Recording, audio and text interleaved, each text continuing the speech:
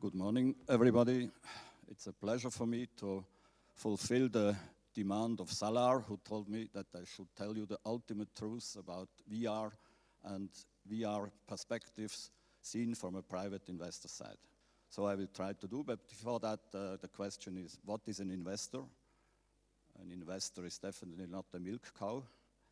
An investor is not a charity person. An investor is not a sponsor. According to Wikipedia, an investor is a person or a company or an institution who puts money in a company, in an idea or in an institution and expecting profit over time. That's the investor. So you and I, everybody can be an investor, of course, but before you start investing, you should know what your profile looks like. How much money do you have at your disposal to invest as a private investor, as an institutional investor, etc.? And what is your risk capacity? So let's assume you have 100 to invest. How much of that you could afford to lose totally? And from there, then you may develop a kind of a category of investments. Secure investments typically would be for a Swiss 50 or more % to invest in solid long-term growth companies or organizations.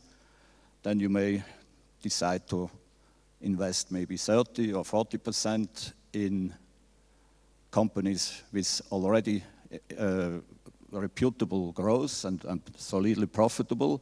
And then the other 10 or 15 or 20%, depends on your risk appetite, you may decide to invest in startups.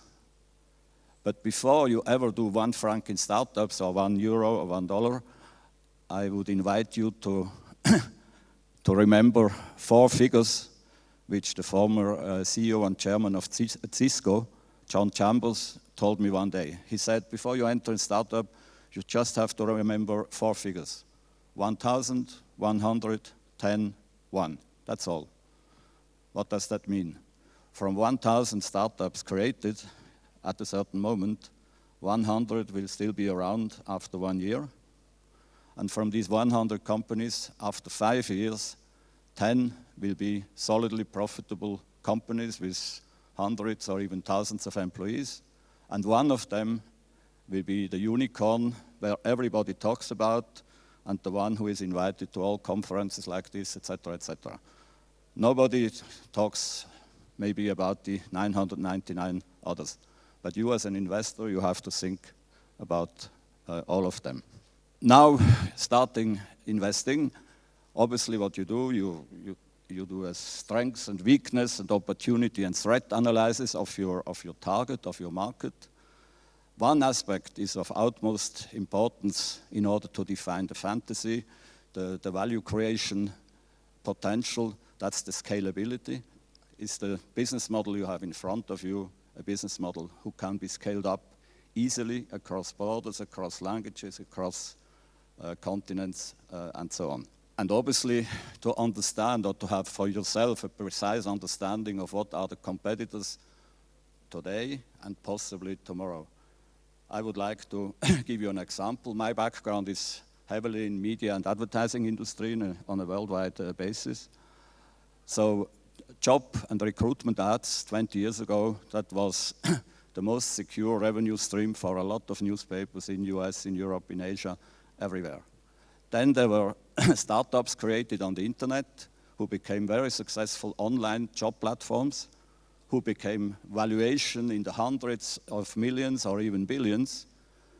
And then these platforms in the last 5 to 10 years were bought back with a lot of money from traditional publishing houses in the US, here in Europe, and also in Asia. And right now, as we speak, these days, Google and Facebook are starting to become serious players in the job ad sector as well. And it wouldn't be a too big surprise for me that in 5 years from now, some of the big fours or of the big fives will be the key competitors. So with that, I only would like to underline the importance to give a serious thought on what are the competitors today and what could be the competitors tomorrow. But now, let's jump into the VR market seen from my personal perspective. It's definitely still, despite all what I hear from you and on other conferences, we are still talking about a niche market. And it's a niche market with very strong players in Asia, in China, in Korea, in Japan, etc. That means that the rules of the game in this market are not made here in Switzerland or in Europe. They are made in Asia. That's not good or bad. That's just the reality as it is, and most likely also will be for the coming years. So when could we reasonably expect to go from niche to mass market? That's obviously, if you know it, you should keep it for yourself, because then you will be very fast, very rich. My expectation would be it's definitely not before 2025. Could be a few years later or so. That's my range would be 225 to 230. Let's ask us, should we do an investment in VR? Okay, let's examine it. And first thing we do, a very sober strengths and weakness analysis. What are the strengths, what are the weaknesses, what are the opportunities, what are the threats? The unique strengths of VR, from my perspective, I don't know any other media tool somewhere on this planet who has a stronger influence of your brain, an immediate, strong, ongoing impact on your brain. That's a unique strength, and for a foreseeable future, probably also with now a serious competition. So the brain influence, and obviously also the 4D potential, there are very interesting applications here out in the different demo rooms for that. The weaknesses, that's a little bit less comfortable to talk about, but of obviously utmost importance. The big weakness, from my perspective, is still the infrastructure, the ease of use. It still takes a couple of minutes to be comfortable to use VR. It's still 2 to 3 kilograms, now maybe 500 grams or so, but the infrastructure is still the main obstacle from niche to mass market. Opportunities, you probably, most of you have heard Mark Zuckerberg saying earlier this year about VR. Facebook is willing and considering investing every year several hundred millions, if not billions of dollars in the further development of the infrastructure of VR, which would mean that in 5-7 years from now, you would have all your infrastructure to consume VR with you here in the room in your pocket. And that obviously would be the big game changer when this happens. Zuckerberg said in April, I believe it was, he said, I consider VR for us as a marathon, and currently we are on kilometer 2. So there is still some way to go, but as I understand Mr. Zuckerberg, he's very serious in his ambitions, and if that's so, that's obviously a big opportunity for VR as an industry, for all the interested actors, players, creators, whatever, in this industry.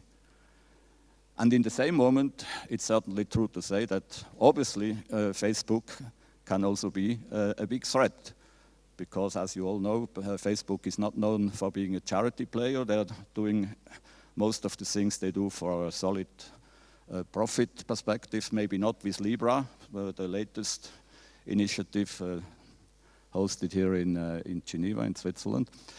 So overall, that's the picture I make in a nutshell, looking to VR as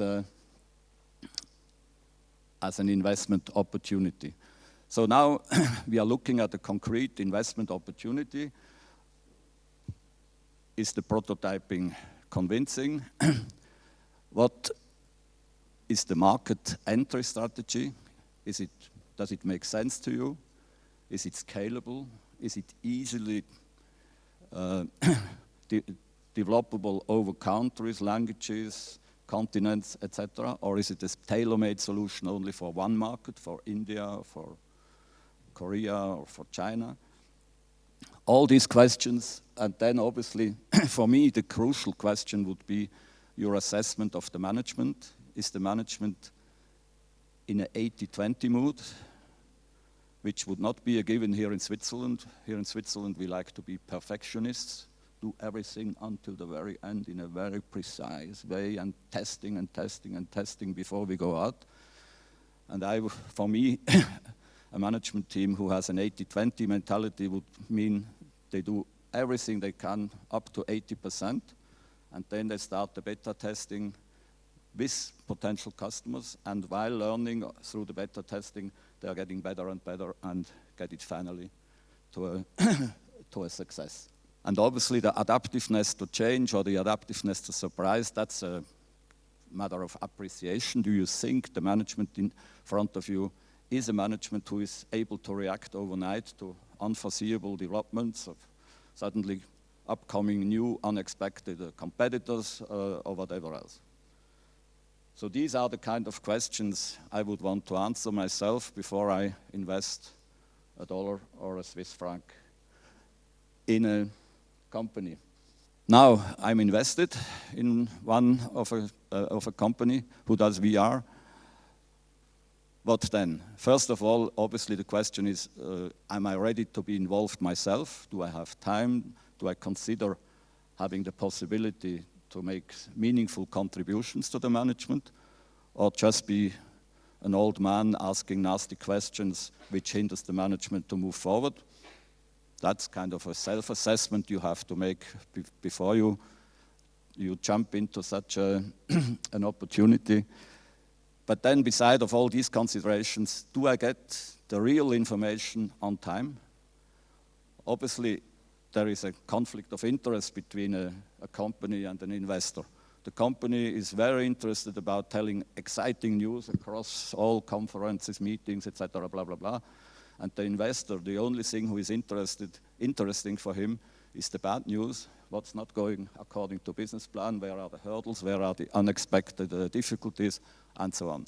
And so there you need to get in a kind of confidence relationship with the management, with the founder, without being too close, because if you are too close, it's like in a partnership, then you could lose the independence of seeing really what's going on. That's obviously a very personal judgment of every investor, whether it's a small private investor or a big professional investment fund or whatever else. But the questions remain basically the same. From my perspective, recommendations to other potential smaller or bigger investors is in all this environment where VR is evolving in, whether here or in Asia or in US or anywhere else, things are moving very fast and things are producing a lot of unexpected situations and unexpected new opportunities. So curiosity, 24 hours a day, 7 days a week, is of utmost importance. Think twice, act fast, stay calm. That's my personal way of approaching these things. Thinking twice means if you have met a company, you are enthusiastic, you get the business plan, the investment proposal, and you say, yes, yes, yes, I go for it. I personally sleep it over at least one night. And then if I'm still convinced, and 2 or 3 neutral advisors could also think that this is a good opportunity, then I go for it very fast. And then obviously, I have seen in my life maybe 1,000 or 2,000 business plans. Not one of them became reality as it was written down. So you have to be prepared for surprises, positive and negative ones.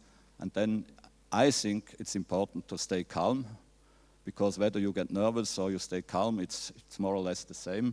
For the company and for the founder, you are a much better partner if you stay calm. So, this said, I would end my presentation with a definition of experience. If somebody tells you here or anywhere else, I know by experience, then you should think about my definition, ultimate definition of experience. Experience is what you get if you don't get what you want.